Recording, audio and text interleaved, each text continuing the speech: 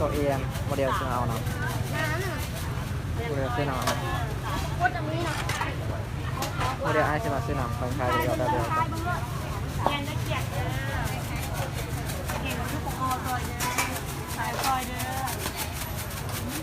นบอกปลาลุงหุ่นนี่ตรงเด้อ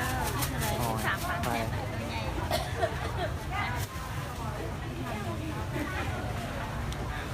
เห็ดเผือก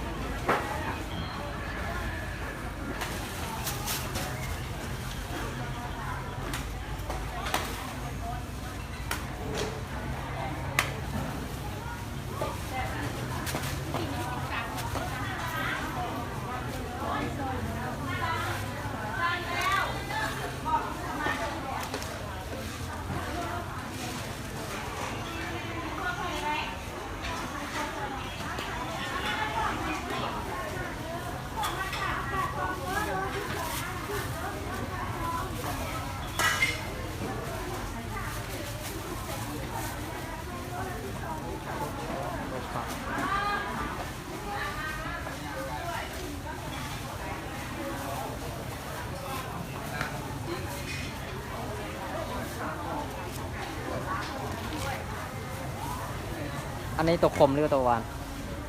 อันนี้นะตัวประคมเท่าไหร่1,500 บาท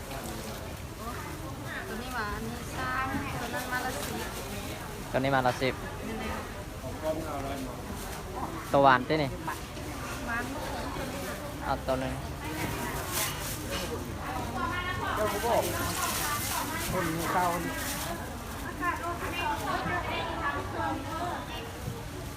อันนี้ตำแจวเนาะ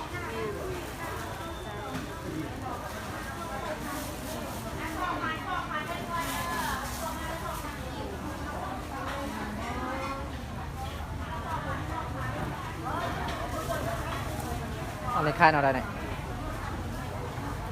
โล35เอาเครื่องโลใช่ผมไม่สบายได้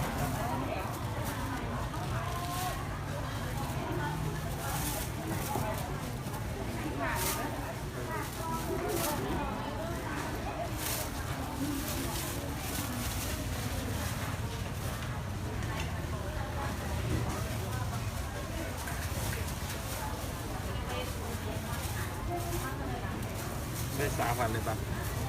ดูมีน้อยถอน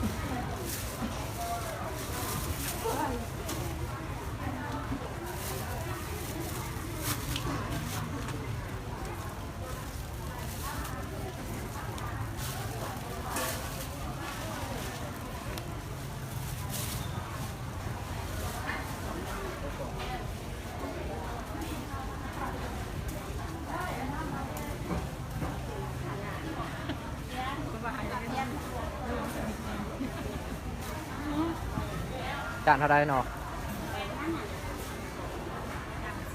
เอาจานเลย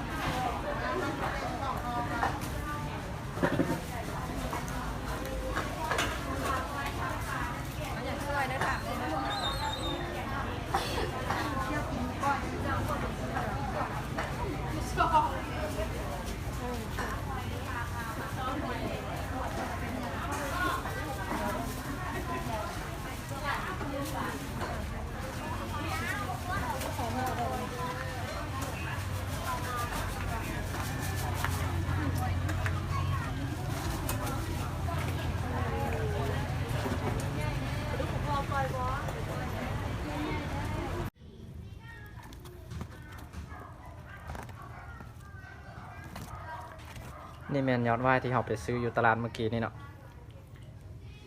20,000พุ่นนะนี่บุแมนทึกๆเด้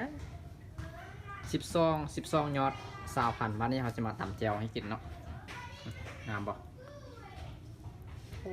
12ยอดแพงล่าอยู่เวียง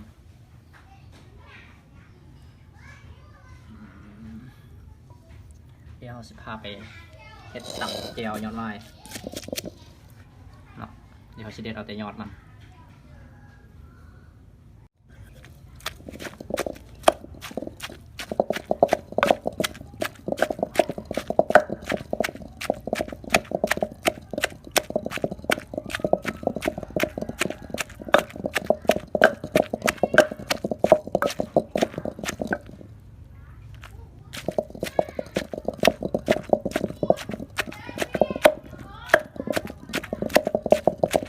เจียวยอดวาย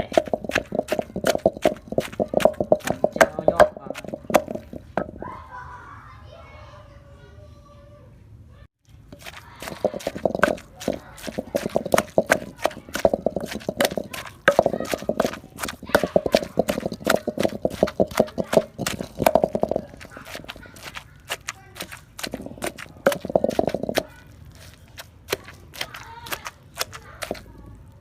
แซ่บป่ะ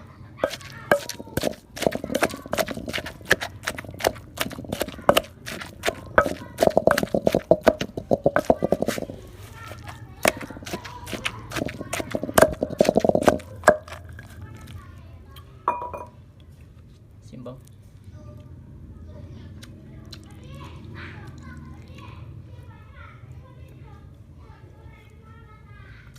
สุดยอด